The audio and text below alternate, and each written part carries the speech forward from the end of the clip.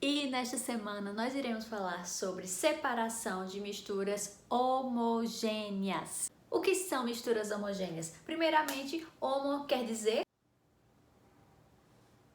igual. Então, como vocês já sabem, as misturas homogêneas são as misturas que apresentam apenas uma fase.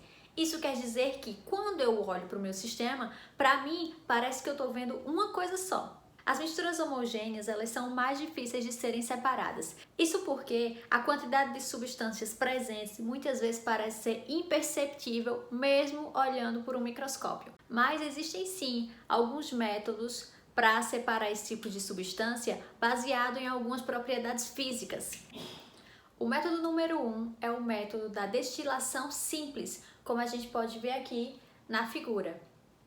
Esse método ele é utilizado quando eu tenho duas substâncias que têm pontos de ebulição muito distantes.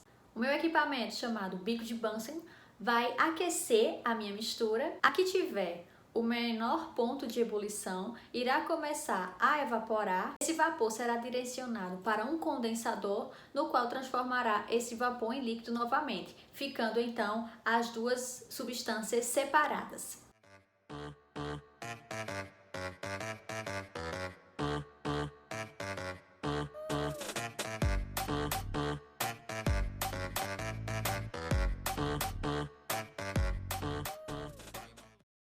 O segundo método é o método de destilação fracionada. É um método bastante semelhante à destilação simples, porém, uma coluna de fracionamento é acoplada ao sistema.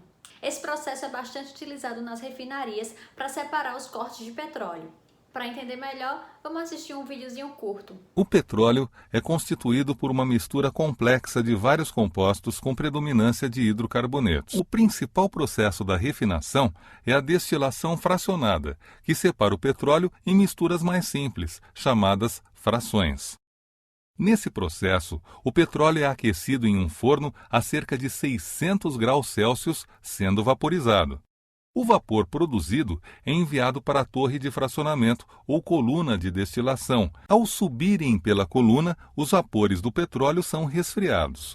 Quando uma fração desses vapores atinge uma bandeja com temperatura menor do que sua temperatura de ebulição, ocorre a condensação dos vapores e o líquido resultante é retirado da coluna. O óleo lubrificante, constituído por moléculas com mais de 17 átomos de carbono, é a fração menos volátil, fervendo a temperaturas superiores a 305 graus. O óleo diesel, com 13 a 17 átomos de carbono por molécula, é usado como combustível em caminhões e ferve numa faixa de temperatura mais baixa, entre 235 e 305 graus. Em seguida vem o querosene, que ferve entre 175 e 235 graus e possui 11 ou 12 átomos de carbono em suas moléculas.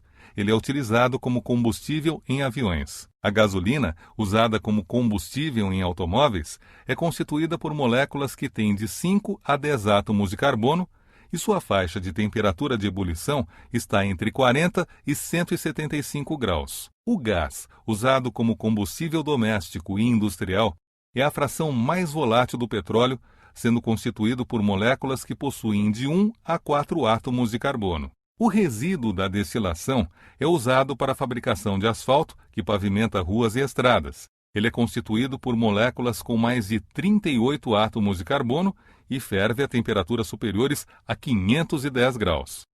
O terceiro método é o método da evaporação. A diferença desse método para o método de destilação simples é que na evaporação eu não tenho interesse em ter as duas substâncias. Uma substância vai evaporar e eu vou perdê-lo. Isso acontece na obtenção de sal a partir da água do mar, como a gente pode observar aqui nessa figura. Em escala laboratorial, a gente vai ver um vídeo com esse exemplo.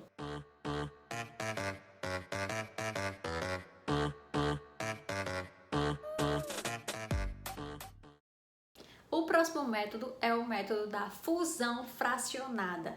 Fusão é a transição do material que está no estado sólido para o estado líquido. Então, esse processo de separação, a gente vai ter uma mistura sólida, homogênea, e quando eu aquecer, a substância que tiver o menor ponto de fusão vai passar do estado sólido para o estado líquido, E aí eu vou poder utilizar algum outro método, como por exemplo a filtração, para separar o sólido do líquido. E por último, e não menos importante, eu vou ter o processo de solidificação fracionada. Esse processo é o inverso da fusão fracionada. Então eu terei uma mistura homogênea, líquida, formada por duas substâncias diferentes e vou resfriá-las. A que tiver o maior ponto de fusão vai começar a solidificar primeiro, e aí eu vou ter um sistema onde vai ter novamente uma substância líquida e uma sólida. E aí eu vou utilizar outro método de separação, que pode ser a filtração, para separá-las.